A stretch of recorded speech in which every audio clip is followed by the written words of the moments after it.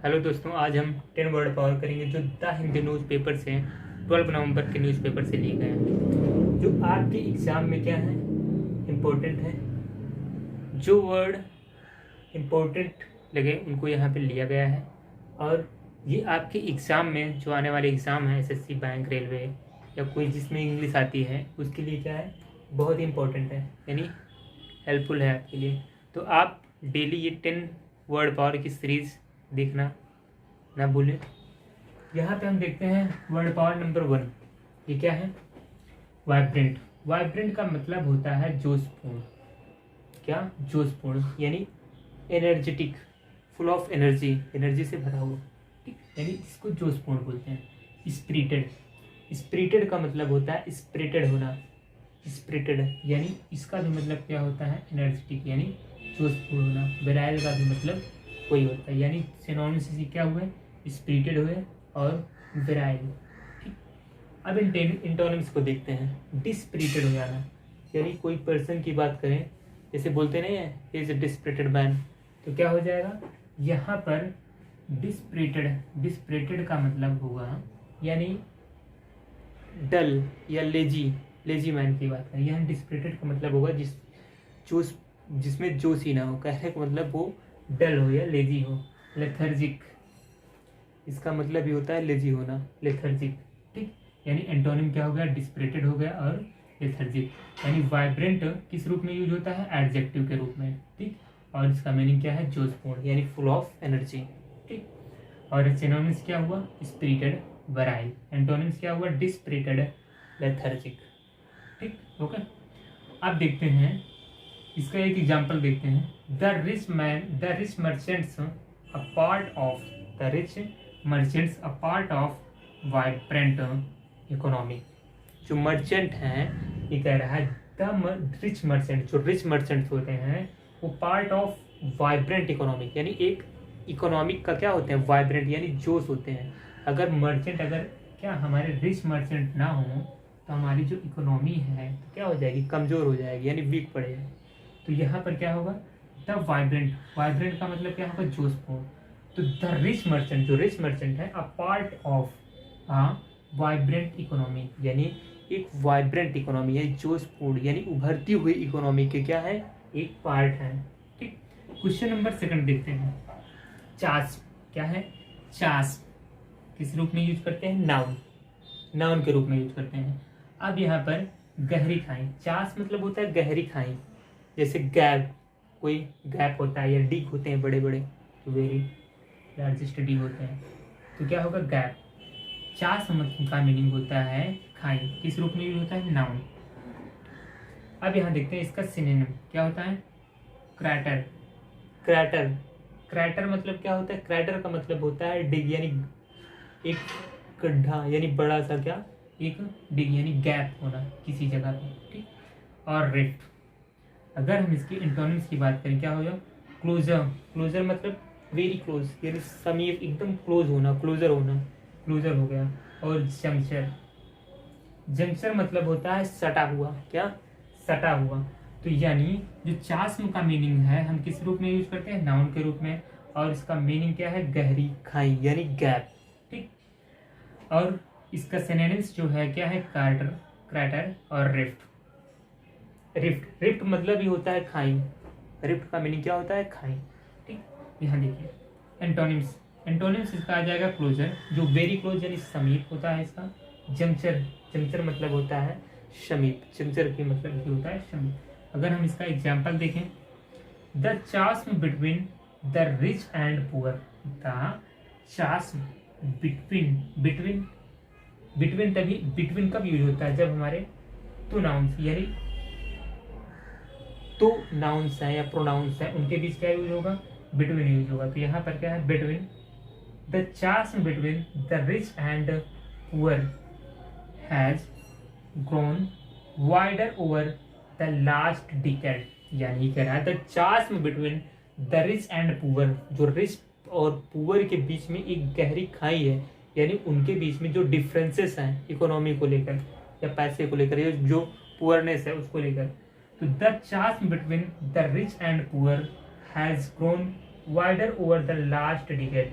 यानी जो last decade रहा है उसमें जो हमारे पुअर और रिच मैन है उन लोगों में क्या काफ़ी बड़ा डिफरेंस आ गया, यानी एक गहरी खाई रिच और पुअर लोगों में क्या हो गई, डेवलप हो गई, यानी बन गई उसी से। यानी चास मतलब क्या होता है, गहरी खाई।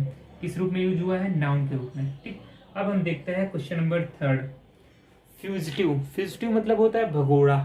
क्या, भगोड़ा, यानी a person escaping law, a person escaping law, a person escaping law. जैसे क्या, हम विजय माल्या, ठीक, और मेहुल चौकसी, ये सब क्या है, कहने का मतलब ये सब क्या है, हमारे जो इंडियंस लॉ है, इंडियन रूल और रेगुलेशन है, उसके थ्रू ये क्या है, यहाँ से इंडिया से अदर कंट्री में है, यानी अदर कंट्री, यानी स्केपिंग लॉ, जो हमारे लॉ को तोड़े, भगोड़ा, यानी हमारे जो लॉ है उनको क्या तोड़कर क्या अदर कंट्री में चला जाए, यानी स्केप कर जाए, उसी को भगोड़ा कहते हैं। यानी जो हमारे लॉज हैं और रूल्स रेगुलेशन है उनको जो ना मानने वाला हो उसको क्या कहते हैं, फ्यूजिटिव, यानी भगोड़ा। किस रूप में यूज करते हैं, एडजेक्टिव। ठीक, सिनोनिम्स इसका हो जाएगा स्केप। स्केप का मतलब होता है छोड़ना, यानी किसी को कहीं से जाना, यानी किसी प्लेस या किसी पर्सन को क्या कर देना, स्केप करना, यानी छोड़ना किसी प्लेस को। ठीक, तो यहाँ आउटला, आउटला है।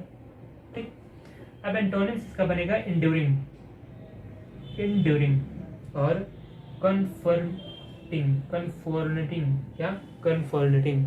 ठीक, अब इसका हम देखते हैं। The fugitive Don rarely left his cabin to avoid any social contact. क्या, सोशल कंटैक्ट, यानी कह रहा है the fugitive Don, the fugitive Don rarely left his cabin, rarely left his cabin, avoid any social contract, यानी जो social contract यानी जो rules है उसको क्या कर रहा हूँ, अवॉइड कर रहा हूँ, तो उसको क्या कहते हैं, फ्यूजिटिव कहते हैं, यानी भगोड़ा। ठीक, अब यहाँ देखो वर्ड नंबर हम देखते हैं 4 है, ये क्या है, एडम्ब्रेट। क्या, एडम्ब्रेट, इसको पढ़ा जाएगा एडम्ब्रेट। एडम्ब्रेट किस रूप में यूज हुआ है, वर्ब के रूप में, यानी इसका मीनिंग होता है पूर्वाभास होना, यानी पहले से किसी चीज की जानकारी हो जाना, पूर्वाभास होना जिसको बोलते हैं। ठीक, यानी फोर शैडो, यानी पहले से किसी चीज की जानकारी हो जाना, यानी पूर्वाभास होता है। ठीक, अब यहाँ देखेंगे सिनोनिम्स इसका क्या है, आउटलाइन और डार्कन, आउटलाइन और डार्कन, ये क्या है इसके सिनोनिम्स, आउटलाइन और डार्कन। ठीक, एंटोनिम्स की बात करें, illuminate, illuminate, light up, illuminate और light up, illuminate, illumination, illuminate, यानी इल्यूमिनेशन से क्या बना, इल्यूमिनेट, और लाइट अप, इसका भी मतलब क्या होता है, पूर्वाभास होना, यानी किसी चीज का पहले से हमें अनुमान लग जाना। ठीक, अब यहाँ पर एग्जाम्पल इसका देखते हैं,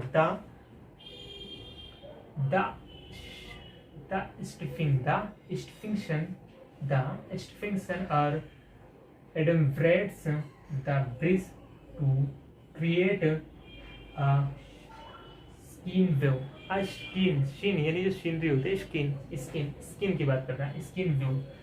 the sitting sun adumbrate the bridge to create a skin view, यानी ये कह रहा है द सिटिंग सन, जो सिटिंग सन यानी सन जब क्या होता है, सेट हो रहा है, यानी सेट हो रहा था, सेट होता है, तो क्या होता है, the bridge to create a skin view, जो ब्रिज होता है वो क्या, एक स्किन व्यू क्रिएट करता है। ठीक, यानी एक सीन क्रिएट करता है, उसी की बात करें। यानी जो एडम्ब्रेट होता है, एडम्ब्रेट, ADUMBRATE, एडम्ब्रेट मतलब क्या होता है, पूर्वाभास होना, सॉरी। ठीक, ये इसका मतलब फोर शैडो। अब हम देखेंगे राक्षस। क्या, राक्षस, वर्ड नंबर 5, क्या, राक्षस, इसका मतलब होता है उग्र हो जाना, यानी नॉइजी। क्या, इसको बोलते हैं पेंडेमोनियम, यानी शोरगुल मचाना अव्यवस्थित तरीके से, नॉइजी। ठीक, उग्र होना, इसका भी सिनोनिम हो सकता है पेंडेमोनियम। ठीक, पेंडेमोनियम का मतलब भी यही होता है उग्र होना, यानी नॉइजी। ठीक, यहाँ लो, इसका सिनोनिम हो जाएगा डिस्कॉर्डेंट, डिस्कॉर्डेंट और लाउड, यानी नॉइजी होना, डिस्कॉर्डेंट होना यानी उग्र होना, अव्यवस्थित कर देना किसी चीज को। माइल्ड, माइल्ड मतलब होता है सॉफ्ट, काम होना, शांत होना। क्वाइट, क्वाइट का मीनिंग भी होता है शांत। Her birthday party, her birthday party were raucous but fun. Her birthday party यानी हर birthday party, parties were raucous and but fun. जो बर्थडे पार्टी होती है उसमें लोग क्या करते हैं, एंजॉय करते हैं। तो वही चीज यानी क्या करते हैं, शोरगुल यानी नॉइजी करते हैं, ठीक, पार्टीज करते हैं उसका, ठीक। तो क्या हो जाएगा, her birthday parties were raucous but fun. यानी रैक्सस का मतलब क्या होता है, रैक्सस है, रैक्सस क्या पढ़ा जाएगा, रैक्सस यानी उग्र, नॉइसी। इसको पेंडोमोनियम या हम बोल सकते हैं डिस्कॉर्डेंट और लाउड, लाउडली होना, ठीक। वर्ड नंबर 6 देखते हैं। कंसर्ट, क्या कंसर्ट किस रूप में यूज होता है, नाउन, यानी क्या, संग यानी कनकॉमिटेंट। कनकॉमिटेंट, कनकॉमिटेंट का मतलब क्या होता है, संगी, क्या संगी यानी किसी के साथ रहना, संगी, ठीक।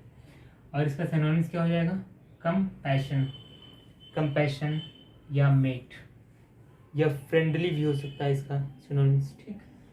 एंटोनिम्स क्या होगा, इनमी, इनमी यानी शत्रुता करना, इनमी।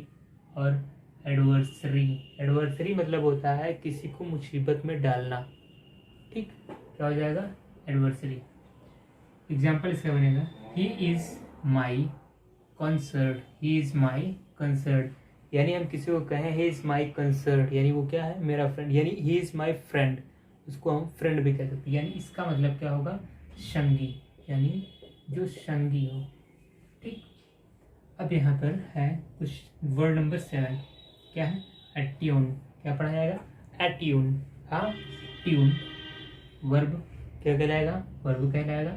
मीनिंग क्या है, लय में करना, कोई चीज को क्या करना, कंटिन्यू रखना, लय में करना, ठीक। क्या होता है, एट्यून किस रूप में यूज होता है, वर्ब, ठीक। एकोमोडेट क्या होता है, एकोमोडेट, एकोमोडेट मतलब होता है एकाएक यानी लय में करना, परस्पर कंटिन्यू करना किसी चीज को, ठीक।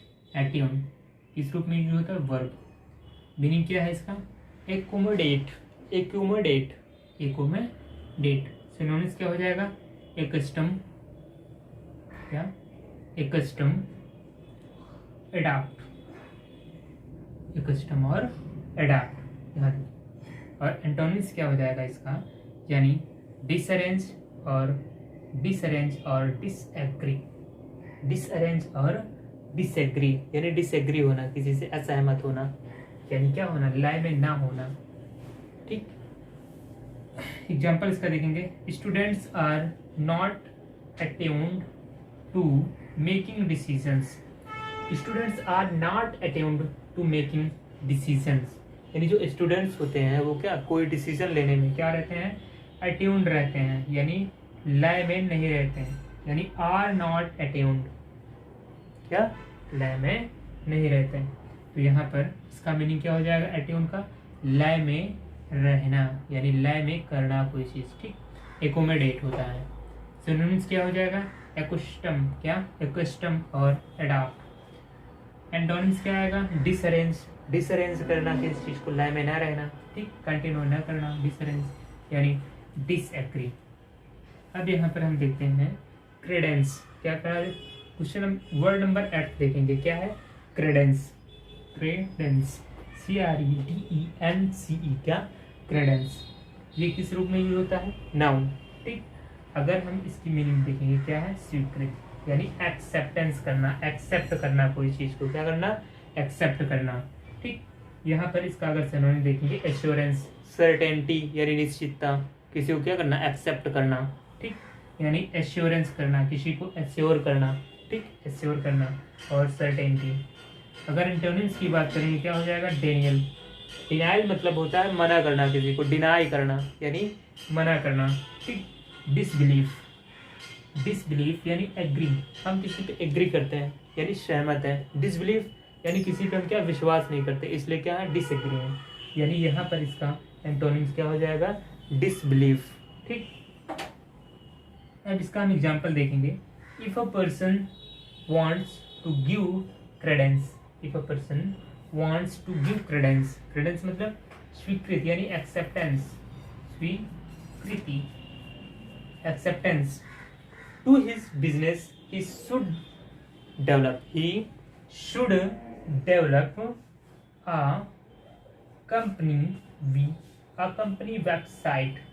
यानी यहाँ पर कह रहा है if a person wants to give credence, यानी यदि a person wants to give credence, यानी एक पर्सन है जो क्या कर रहा है, स्वीकृत चाहता है किसका, टू हिज बिजनेस, अपनी बिजनेस के लिए, he should develop a company website, यानी कंपनी की एक वेबसाइट डेवलप करने के लिए क्या चाह रहा है, एक्सेप्टेंस चाह रहा है, यानी स्वीकृति चाह रहा है, क्रेडेंस चाह रहा है। ठीक, अगर यहाँ पे हम देखेंगे word power number 9, whip, WHIP, whip मतलब होता है किसी को बीट करना, पीटना, मारना। ठीक, मारना यानी जान मारना नहीं, यानी पीटना। ठीक, यानी विप, विप मतलब होता है पीटना, यानी बैस करना, बैस करना, क्या, BASS, बैस मतलब भी होता है क्या, पीटना। ठीक, अगर हम इसकी बात करें सोनोनिम्स, सोनोनिम्स क्या है, बीट और लैस। जो विप है हमारा किसके सॉरी किसके रूप में यूज होता है, वर्ब के रूप में। ठीक, यहाँ देखिए सोनोनिम्स है इसका बीट और लैस, बीट और लैस, विप मतलब क्या होता है, पीटना। ठीक, अब एंटोनिम्स देखें, एंटोनिम्स क्या है, कॉम्प्लीमेंट, किसी को कॉम्प्लीमेंट देना, कॉम्प्लीमेंट करना यानी किसी का साथ देना, उसको क्या, कॉम्प्लीमेंट देना, यानी उसको बुलाना, यानी हम उसको क्या, इनवाइट करना। यानी फिप मतलब होता है किसी को डांटना या पीटना। ठीक, यानी तो कॉम्प्लीमेंट मतलब होता है किसी को जब कॉम्प्लीमेंट देते हैं, क्या, कॉम्प्लीमेंट। ठीक, प्रेज करना, किसी को प्रेज करना, प्रशंसा करना, प्रेज करना। ठीक, he was whipped badly, he was whipped badly, यानी उसको किसने बैडली क्या किया, विप किया, यानी पीटा, उसको विप्ड बैडली यानी बहुत बुरी तरीके से क्या किया गया, पीटा गया। ठीक, यहाँ देखो वर्ड पावर नंबर 10 है क्या, कॉन्टिन्यूअल, कंटिन्यूअल, ये कंटिन्यूअल जो वर्ड है इसको हम एडजेक्टिव के रूप में यूज करते हैं, किस रूप में, एडजेक्टिव के रूप में। और इसका मीनिंग क्या होता है, कंटिन्यू करना, यानी किसी चीज को लगातार, कंटिन्यू वर्किंग, किसी चीज को लगातार करना, वर्क, यानी कंटिन्यूअल, लगातार। सीजलेस, क्या, सीजलेस, सीजलेस मतलब भी होता है क्या, कंटिन्यू करना किसी चीज। ठीक, कंटिन्यू करना। अगर हम इसको सिनोनिम्स की बात करें क्या हो जाएगा, कंटिन्यूअस, क्या, कंटिन्यूअस और एंड्यूरिंग, एंड्यूरिंग, कंटिन्यूअस और अगर हम फिनिश्ड की बात करें यानी किसी चीज का अंत होना, यानी फिनिश्ड हो जाना, कोई वर्ड को हम क्या कर रहे हैं, फिनिश कर रहे हैं। जैसे हम क्लास ले रहे हैं यानी 10th वर्ड पावर करेंगे तो यानी क्लास फिनिश हो रही है। ठीक, यानी फिनिश्ड है, यहाँ पे क्या हो जाएगा, फिनिश्ड और इन। अब एग्जाम्पल है इसका, your words are the source of continual inspiration, your words are the source of continual inspiration, यानी जैसे कुछ लोगों को वर्ड होता है जिसको हम क्या करते हैं, फॉलो करते हैं, जो हमको क्या देता है, मोटिवेट करते हैं कुछ लोग, तो वही कह रहा है योर वर्ड्स, यानी आपका जो वर्ड है, are the source of continual inspiration, ये क्या है, हमारे लिए कंटिन्यूअल इंस्पिरेशन है। ठीक, ये सीरीज डेली कंटिन्यू करेंगे हम, 10 वर्ड पावर डेली करवाएंगे, क्या, 10 वर्ड पावर हम डेली कंटिन्यू करेंगे। ठीक, ये क्लास को आप जरूर देखिए, आपके एग्जाम में बहुत हेल्पफुल होगी, क्योंकि हम इसमें वही वर्ड पावर यूज करते हैं जो मतलब इम्पोर्टेंट वर्ड पावर है। आपने देखा ही होगा यहाँ पे कॉन्सर्ट है, अच्छा वर्ड है। हाँ, ये एट्यून है, कस्टम या एकोमोडेट है।